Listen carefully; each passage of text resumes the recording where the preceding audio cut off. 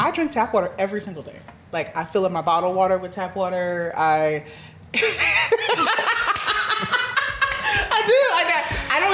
I don't have any bottled water in my home.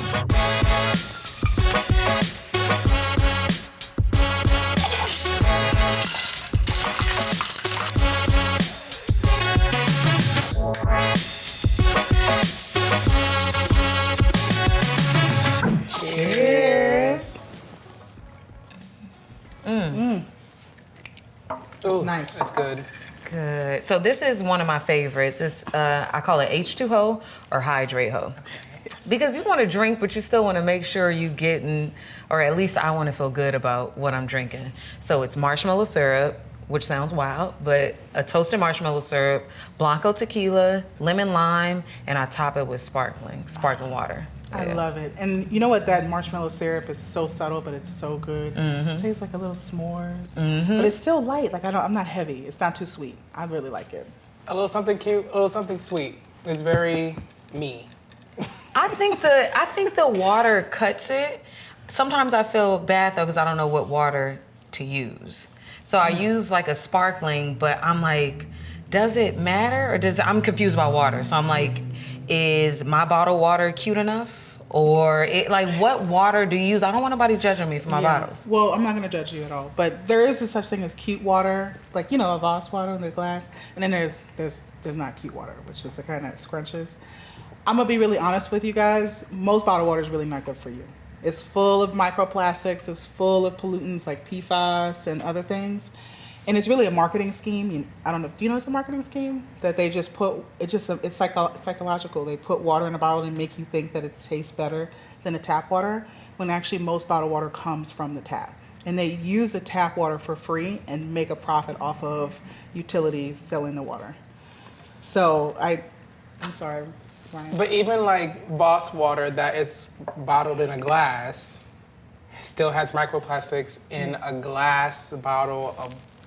Well, glass, I will say this, glass water is always better than plastic. Okay. So glass or canned or box water, get that first. Okay. But I would always entirely avoid plastic water. So if you want to keep it cute, get you a glass bottle, get you a box one, or the can is even better. I like canned water, it has a good taste to it.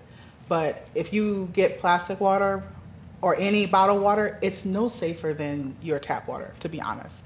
Most tap water is perfectly safe. It's just psychological. You think that it's bad because it's public, but that's not how your bottled water feels. They took that tap water and...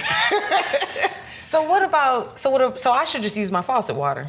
Yeah. Or does it matter where I live? Based on where I live, can I just use my faucet water? What I tell people is the main thing with your faucet water is, well, first of all, you can go online and check the quality of your water. So I don't know if you know, it's a perfectly free resource to Google that, or ask your utility. But the main thing is, the biggest issue is lead. So make sure you don't have lead lines in your home or your business. If you don't, you just I like to use a Brita filter just for, again, it's psychological. I just want a Brita filter to make sure they get the chlorine. But I drink tap water every single day. Like, I fill up my bottled water with tap water. I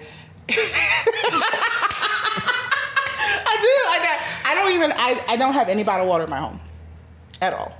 Never. What's the tea on our tap water? Because it's always a little boil water advisory. They never find anything, but I feel like they have boil water advisories the number of times that I change my draws. That's a good question, because also you said, okay, if there's no lead, then we're fine. So we should just pack all our stuff now. Because most homes in New Orleans, the pipes or the houses are old, so the pipes are old, so most likely there's lead, right? Yes, that's the biggest caveat. So if you live in a historic home, they didn't even, first of all, it's really messed up, but they didn't really ban lead until 1988.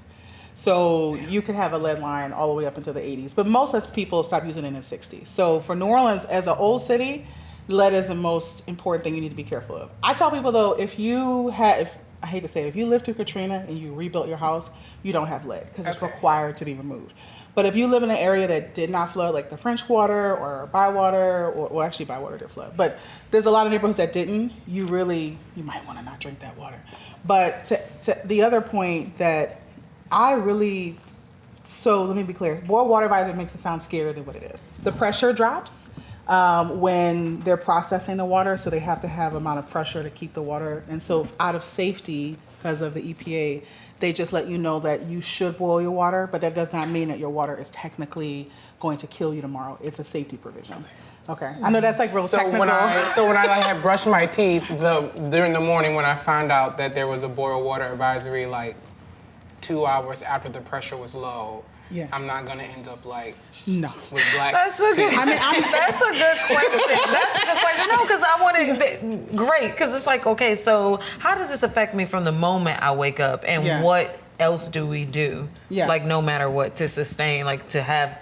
Fresh water. We don't have to buy bottled water. We should just bottle our own water. So what I normally tell people is I have a big like quarter gallon Brita filter that I keep at home all the time. I fill it up every single day. I do get the good Brita filter on Amazon that has a carbon filter that filters out lead and really heavy metals. So that's what I always recommend. And then the big one, I know this sounds radical, but I'm gonna free y'all real quick. Get a rain barrel. And get a reverse osmosis system with the rain barrel. Now that's gonna free everybody. Them rain barrels was illegal. Oh. I don't know if it's real. I'm just saying. At one point in time, they were like, it's not legal to like catch rain. Yeah. As soon as I've heard it too, and I believe that anything that will help us and help us grow will then soon become illegal. Mm-hmm. But I've seen on Amazon again the big barrels to catch the rainwater and reverse osmosis. Now, but this is how I feel like this is how they get us. A lot of that stuff isn't readily available, or who knows about that. And then you talk about reverse osmosis. Who can afford that? Yeah, that's the biggest issue. Well, let me be clear. Fact, it's not illegal. Okay. Yeah, and it's a myth. I don't know who came up with that myth. I've heard that a lot. I'm like, and I've worked in Louisiana my whole life. I ain't never seen that on the books. I don't know who told you that. Who said that? I don't know who actually said that. The rumors. 12. Excuse me, X. We don't. No X. 12. We go 9, 10, 11, 13. I'm curious about who created that rumor, because the city actually gives out rain barrels. Oh. They partner with nonprofits to give out rain barrels. So there's organizations locally like Greenlight. Now you have to pay for theirs, but they do have a sliding scale. Okay. There's organizations like Waterwise, and there's a bunch of organizations that like help you install it, or they'll teach you how to do it, or they'll do it for you for like a small fee. Okay. So, and then the reverse osmosis system is the biggest issue. It's not affordable, right? That's why utilities exist, because everybody needs water. Is it's a human right. So that's why they give it to you. But if you want the best water and you want to control it and you want to keep the price low, reverse osmosis. But that's a privilege. Why is water a privilege? No, that's a different conversation. Okay, I do have one question. Okay, you have a lot of questions. I do. Well, one more. No, I love them. It's about the rain barrels and about collecting water and water in general and water coming to the house. I don't have it on my house, but my parents have one where they have like a little water spout on the fridge. What's the situation with water from the fridge? Is that okay? Or is it like, what's the pipes giving? Well, it's the same water that's coming from your tap. So let's be clear. But the biggest caveat for water coming from your fridge is there's actually a line, and that goes from the water line to your fridge. Most people don't ever clean that, and it's full of bacteria. And that's why that's why you go over somebody's house and you're like, why the water stink? Like the ice is the ice stinks. It smells like fish grease. Not the fish grease. I mean, so if you ever go to in your own house or your mama's house, say, Mama, I need you to change that. It's not hard. You can go to Home Depot, or you can call like a fridge repair person if you were really scared, but you have to change that. Like I think it's once a year, but maybe don't quote me on it, but CDC guidelines say. Period. But you need to change that frequently, because imagine if I have to change my Brita filter 4 times a year and you don't change that line on your fridge. Can you imagine what's growing in there? Gangrene. You got Ninja Turtles up in there. Hello. In that line. Everything. And it's hot in Louisiana with the humidity. It's a party in that line. When I traveled overseas, so for example, I lived in Morocco, and one of the things I noticed is that there was no bottled water. It's only in America where we don't trust our water, and that's really just propaganda, because they realize, well, everybody needs water. It's a great marketing scheme. Everybody needs water to drink, Everybody hates government because it's America. So I'm just going to make it seem like this bottled water is better for you than it is. If you travel anywhere overseas, you notice they're not giving you bottled water. They're going to give you, there's an open tap. I mean, go to Europe, it's just open taps. Right. Everybody drinks the water that's in their system. The biggest issue is don't make sure your water doesn't have lead, because I'm not trying to, don't get lead poisoning. I don't put that on me. But, and if you really want to free yourself, it is not illegal to get a rain barrel. You can go home, tonight, go on Amazon, clickety-clack, get that rain barrel. And if you get a reverse osmosis system, especially right now with all the drought, where water is so scarce, that's going to be the biggest commodity in the world. Because as we live through what we're living through, water is going to be becoming more and more scarce. So having water, no matter what, is going to be important. Okay. Now, with the water becoming more scarce, why can't we just from what I learned in my New Orleans public school teaching, which wait, we had to chuckle on that. It did a great job because it got me here. Yeah. A lot of the water on the world is not drinkable because it's either salty or it's whatever. Why can't we just take that and put it in a Brita filter and then drink? Yeah. Can we do that? You can not just do that.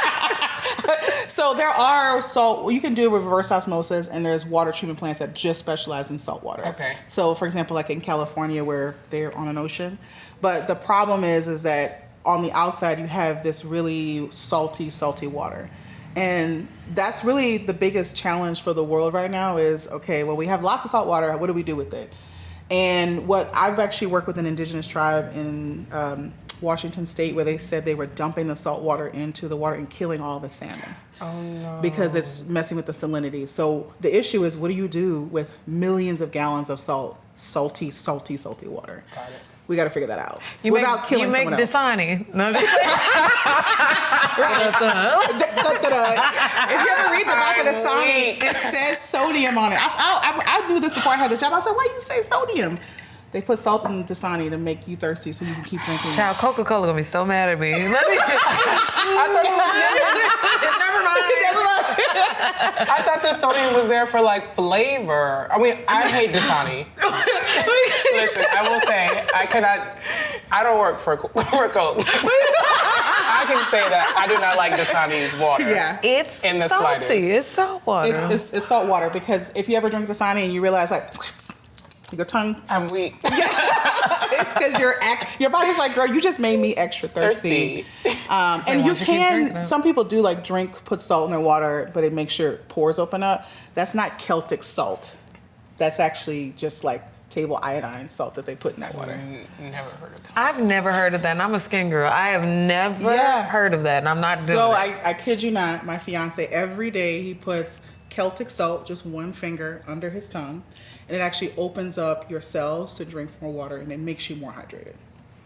Oh. I don't do it because I don't really feel a big of a difference, but if you have hydration issues or you're working outside, that's the best thing you can do. So what are the benefits of sugar water? Okay, this is what I've learned for the group chat.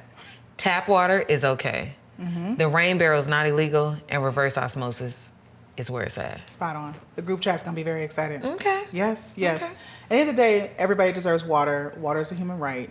So it's okay to drink a tap. That's all I'm saying. Period. And to that, let's cheers. Cheers. H2O. Yeah, this is good. You really did that. Thank you. That's my Who only knew job. water and marshmallows could be a thing? Right? A match made in heaven.